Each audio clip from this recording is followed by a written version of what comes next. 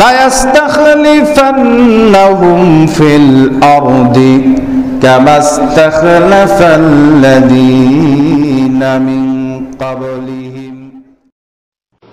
আসসালামু আলাইকুম ওয়া রাহমাতুল্লাহি ওয়া বারাকাতুহু। আলহামদুলিল্লাহ ওয়াসসালাতু ওয়াসসালামু আলা রাসূলিল্লাহ ওয়া বা'দ। সম্মানিত আলামিন ভাই, আপনি জানতে চেয়েছেন নামের পূর্বে মোহাম্মদ ব্যবহার করা সমস্যা আছে কি? আপনার নামের পূর্বে ন্যাশনাল আইডি কার্ডে আপনার নামের পূর্বে মোহাম্মদ আছে, তারপরে আপনি ব্যবহার করে থাকেন মোহাম্মদ আলামিন। না, মোহাম্মদ ব্যবহার করতে কোনো দোষ নাই। এটা আমাদের দেশের একটা কালচার হয়ে গেছে। মোহাম্মদ তো একটা কমপ্লিট নামে আমাদের দেশে এমনভাবে এটা প্রচলিত হয়ে গেছে মানুষের মাঝে যে মোহাম্মদ যোগ করতে হবে, অ্যাড করতে হবে।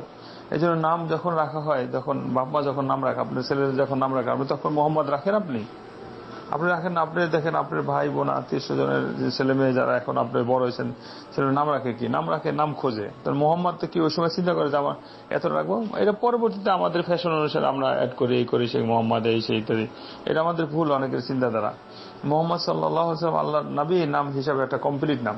এখনো তো আরব দেশে অনেকের মোহাম্মদ রাখে বা একটা কমপ্লিট নামও রাখে। বড় বড় আলেমদের নামও এরকম আছে। মোহাম্মদ নামে তো একটা কমপ্লিট নাম আছে, যেমন মোহাম্মদ বিন সালেহ আল উসাইমিন, দেখেন তার নাম মোহাম্মদ শুধু। মোহাম্মদ বিন আব্দুল ওয়াহাব, তার নামও দেখেন। এরকম বড় বড় বিজ্ঞ আলেমদের আরো কত নাম আছে, দু একটা উদাহরণ দিলাম। তো এরকম নামেই কমপ্লিট মোহাম্মদ রাখ। কিন্তু আমাদের দেশে নামের সাথে মোহাম্মদ লাগাইতে হবে, মনে করে যে এটা লাগাইলে মনে করে, কেউ যদি কল্যাণ মনে করে এটা লাগাইলেই হবে, কেউ যদি অকল্যাণ থেকে বাঁচার জন্য এরকম মনে, তাহলে নিষেধ হয়ে যাবে। এমনি স্বাভাবিকভাবে লাগাচ্ছে, আমাদের দেশে ব্যবহার হয়ে আছে, এটা নিষেধের অন্তর্ভুক্ত হবে না। আল্লাহ আপনাকে তৌফিক দান করুন। হুম আমিন। হাযা সাল্লাল্লাহু আলাইহি ওয়া সাল্লাম। আসসালামু আলাইকুম ওয়া রাহমাতুল্লাহি ওয়া বারাকাতুহু।